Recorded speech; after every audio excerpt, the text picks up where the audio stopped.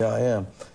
Even as a young boy, Phil Goble knew what he wanted to become, an accomplished actor. So he made this ambition the god of his life, at the sacrifice of something far more significant. Cheryl Ann Gardner has Phil's story. For some people, these streets symbolize the pot of gold at the end of the rainbow. The glamour of stardom has caused many to set their sights on acting from the time they're very young. For Phil Goble, who remembers when he first wanted to be an actor, pursuit of an acting career would become much more than just a glamorous lifestyle. I was 8 years old. I was at my brother's junior high school play. He played Tom Sawyer.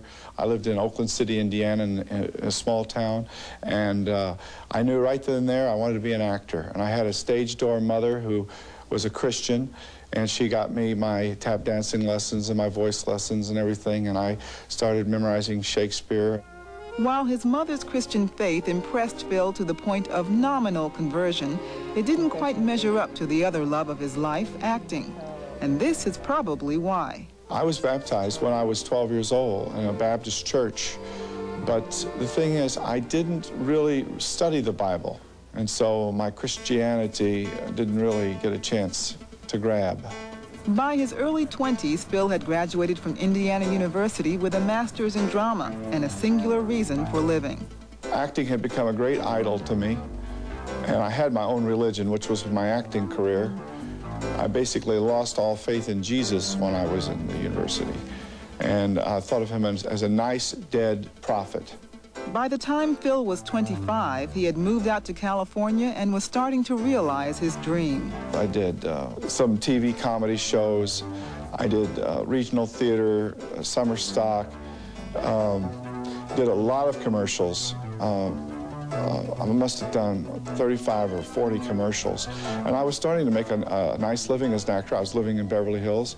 But material wealth and recognition, strangely enough, don't always bring the gratification one might think.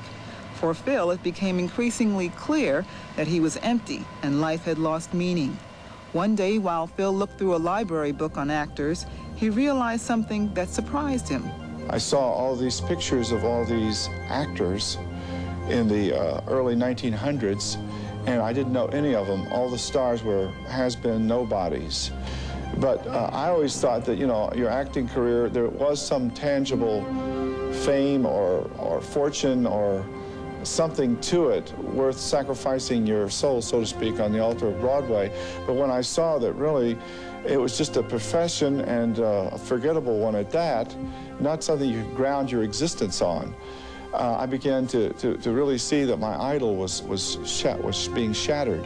And even though he had lost any faith in Christ's true resurrection from the dead, after meeting and befriending a young atheist named Paul, Phil was strangely and gently nudged to the reality of his need to know more about the Bible. And whenever we talked about Jesus, I had a kind of a sentimental feeling about Jesus, but he hated him. He saw him as a charlatan, and the whole idea of Christianity was a terrible ripoff, and Jesus was a real malevolent figure. And I thought, well, he can't be that bad. Maybe I should read the Bible and really see what Jesus is all about. Phil's quandary with that became more pronounced when he picked up an old man on the streets of Hollywood who claimed to be a writer and had forgotten where he lived. When they finally found the rundown hotel where the man resided, the old man showed Phil the only piece of writing he still had after so many years.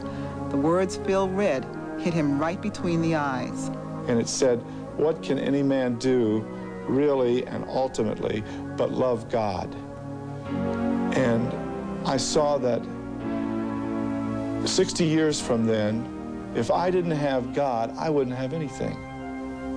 And for the first time in my life, I understood what it means to love the Lord your God with all your heart, because really, He's all you really have. Everything else you lose. As Phil began to finally take time to read the Bible, he came to the hardest but most significant decision of his life. And I could see all the sin in my life. I could see all the idolatry and the selfishness of my life. And I began to feel a great remorse. I wanted God to forgive me, And I wanted to present my life to him and say, okay, Lord, it's now totally yours. You can do whatever you want me to do. If you want me to give up my acting career and go into the ministry and be a preacher, I'll do that, whatever. What Phil did was share his newfound faith in Christ with everyone around him. Living in Hollywood, that consisted primarily of the Jewish population. Today, he's responsible for starting several Messianic congregations in Hollywood and New York City and heads up the Artists for Israel group, a training ground for Christians to learn how to share the gospel in dramatic fashion. Also, Phil's love for the Bible grew, and out of his study of the life of Paul the Apostle emerged first a book and then a play, a presentation that Phil has repeated to rapt audiences for over 15 years. Oh, I had a dream last night, Luke, about the song I taught Silas at Philippi 15 years ago, and about the earthquake when God rescued us from prison. Then I woke up in prison again. The glamour and glitter of stardom has thankfully faded into the distance for Phil. Acting is no longer an idol, but just a means to a greater end. His belief in the death, burial, and resurrection of Jesus Christ has changed his priorities forever, and it's pretty conceivable, at the end of Phil's life, he will have no regrets. The people that I've touched, the lives that have been changed in my life since I've known the Lord are so much better than anything I could have had as a secular entertainer. Because even if you do very, very well, what is an Academy Award or some kind of award like that compared to seeing thousands of people come to the Lord? So I feel that God really, thank the Lord that I gave my life to him, because I would really have wasted my whole life if I hadn't let the Lord take it and shape it and use it as he saw fit.